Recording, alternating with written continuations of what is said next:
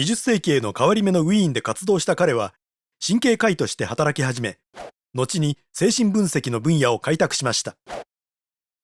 人間は無意識の欲望や抑圧された記憶に動かされており、対話による療法を通してそういう動機を意識化することによって抱えている問題は解決可能だとしました。世間の注目の点で彼の影響は他の心理学者より抜きんでています。しかし人間の本性へのフロイトの理解は正しかったのでしょうか。その手法は科学的だったのでしょうか。静粛に。証言台にいるのは親父さんかね。いいえ、裁判官。こちらはジークムント・フロイト博士、心理学の歴史上最も革新的な思索家です。疑似科学的理論を広めた自己中な男です。どっちなんだ。医学が扱おうとしなかった問題に彼は取り組みました。フロイトは開業医として神経症を患う女性の治療に当たりました。当時はヒステリーと呼ばれ、真面目に取り合われてはいませんでした。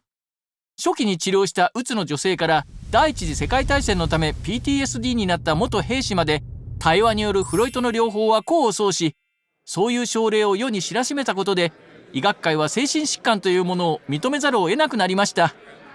彼は患者をみんな救ったわけではありません。人の行動は無意識の衝動と抑圧された記憶によって形作られるとフロイトは考え、トラウマを被った人の行動の背後にある無意識ないしは非理性的な動機を根拠もなくでっち上げ、害をなしたのです。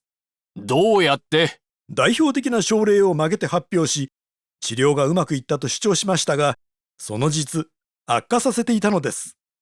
彼の理論で影響された後の療法家たちは、患者がありもしない子供時代の虐待の抑圧された記憶を回復したことにさせたのです。そのせいで生活や家庭がめちゃくちゃになりました。後の誤用によってフロイトを非難することはできません。濡れ衣です。彼のアイデアには誤用せずとも有害なものがたくさんあります。彼は同性愛を発達上の異常とみなしていました。またペニス羨望という言葉を作り、女性はペニスを書くことに生涯苛まれるのだとしました。フロイトも時代の子です。細かい点では間違いもありますが、後の科学者たちが探求し研究し、さらに構築していける新たな領域を生み出したのです。何百万という人々が頼っている現代的な治療技法は、彼が始めた精神分析から来ています。今では誰でも無意識という概念を知っていますが、これもフロイトによって広められた考えです。今日の心理学者が認めているのは認知的無意識だけで、人はその時に起きていること全てを意識はしていないということです。フロイトは無意識に深い意味付けをして何でもそのせいにしました。彼の理論は現在においてだけでなく、当時においてすら時代遅れの考え方に基づいていました。例えば個人の心理は生物的に受け継がれた大昔の出来事に由来すると考えていました。大昔のことというのは氷河期とかモーセの殺害といったことです。フロイトやその仲間はそういう有史以前のトラウマが人間の心理に影響を与え続けていると考えていたのです。思春期の手前にあたる性への冷たい無関心の時期は氷河期が反復されたものなのだとか。こんな突飛な考えの人間をどうして真剣に受け取れるでしょう。何世紀も前の有名な思索家は、誰でも今日の基準からすれば突飛に見える考えを持っており、そのことで彼らの影響を軽く見ることはできません。フロイトは様々な分野の考えを結びつけた革新的な人でした。彼の生み出した概念は日常の言葉になり、我々に自分の体験を理解し語る術を与えてくれたのです。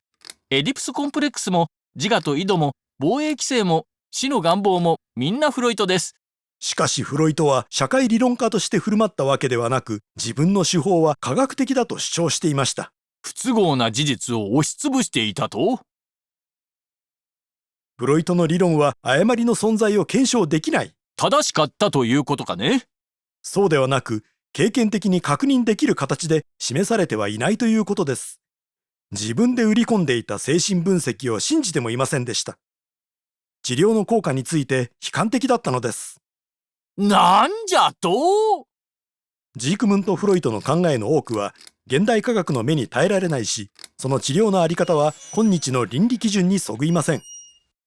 しかし彼は心理学と社会に革命を引き起こし、感情について議論するための言葉を生み出しました。